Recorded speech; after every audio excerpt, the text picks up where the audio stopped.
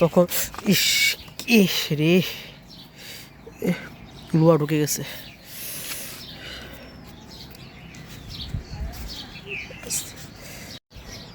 আসসালামু আলাইকুম, কেমন আছেন সবাই? এমা আমার হাঁস কই গেল? হাঁস তো এখানে ছিল, জায়গাটাও আবার পরিষ্কার, বুঝতে পারলাম না। তো মুরগার বাচ্চা হাঁসগুলা মনে হয় ওইদিকে, মনে হয় ডামের ভিতরে রাখছে। তো মুরগিগুলো এখানে আছে, বাচ্চাগুলা এখানে কয়টা বাচ্চা? 1 2 3 4 5 6 7 8 9 10 11 12। হ্যাঁ, বাচ্চাগুলো ঠিকই আছে, গইনে রাখা ভালো, কারণ এতগুলো বাচ্চা একটা নাই হয়ে গেলে বুঝোই জানা যে এখানে একটা বাচ্চা নাই। তো হাঁসগুলা মনে হয় ওই দিকে রাখা হয়েছে, গিয়ে দেখে আসছি। ছাদে আবার রোদটাও অনেক, এখন যে গরম আসতেছে, এই রোদটা অনুভব করলে বোঝা যাইতেছে যে গরম আসতেছে। ও, এগুলোকে বুঝি গোসল করিয়ে এই ডামের ভিতরে রাখছে। তো এখানে মনে হয় এটা মনে হয় বেড়া, এখানে কারণ একটা শরীর লম্বা বা লেজও লম্বা। আমার কাছে লাগতেছে এখানে সবগুলোই পুরুষ।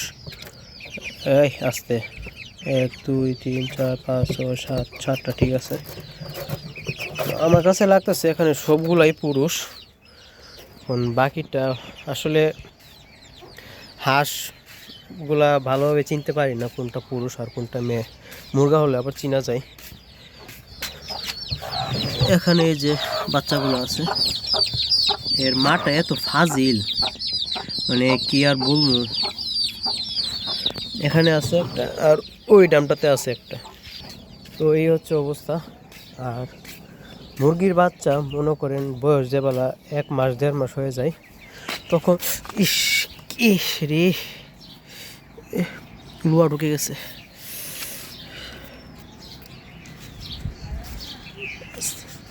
লুয়া পর্যন্ত ফেলার জায়গা পাই না। দেখছেন তো কি এক আলামত,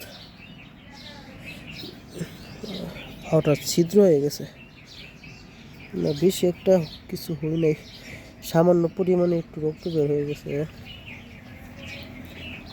মানে এটা যদি আমার পাও দিয়ে ঢুকতো, মানে কি একটা ক্ষতি হইতো। এটা মেয়েদের এত নোংরা, বুঝছেন? বিপদ আপদের কোনো স্টেশন থাকে না, কোন সময় কি আসে।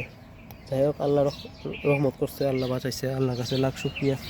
নাহলে এটা যদি এমনিতেই শরীর খারাপ, গরুর কাজ করতে পারতাছি না, যা 4-5 দিন ধরে হয়ে গেছে। এটা যদি এখন আমার পা দিয়ে ঢুকতো, আর যদি সঠিক সময় যদি এই যে কি বলে ATS একটা ইঞ্জেকশন, যে এটা যদি না নিতে পারতাম, ইনফেকশন হয়ে গেল না, তারপর আবার এই 10-15 দিন বিছানায় পড়ে থাকা লাগবে। তো যে কথা বলতেছিলাম, মুরগির বাচ্চা আপনার 1-1.5 মাস বয়স হলেই বোঝা যায় যে কোনটা পুরুষ আর কোনটা মেয়ে, কারণ শরীরের আকৃতি দেখলেই বোঝা যায়। কিন্তু হাঁসের বাচ্চা আমি কখনোই বুঝতে পারি না যে কোনটা পুরুষ বা কোনটা মহিলা। রাজা হাঁস আর চিনি হাঁস আবার ঠিকই বুঝতে পারি যখন পুরোপুরিভাবে বড় হয়ে যায়, কারণ পুরুষ হাঁসগুলা সাইজে বড় থাকে অনেক, আর মেয়ে হাঁসগুলো একটু ছোটো থাকে। কিন্তু যে দেশি হাঁসগুলো আছে, এগুলোকে আমি কোনোভাবেই চিনতে পারি না যে কোনটা পুরুষ আর কোনটা মেয়ে, কারণ সাইজও থাকে একরকম, আবার শরীরের কালারও থাকে একরকম। তো এটাই আর কি, পাটা ব্যথা করতেছে, সামান্য একটু ঢুকে গেছে। তো যাই হোক, আপনারা সকলে ভালো থাকবেন, আল্লাহ হাফেজ।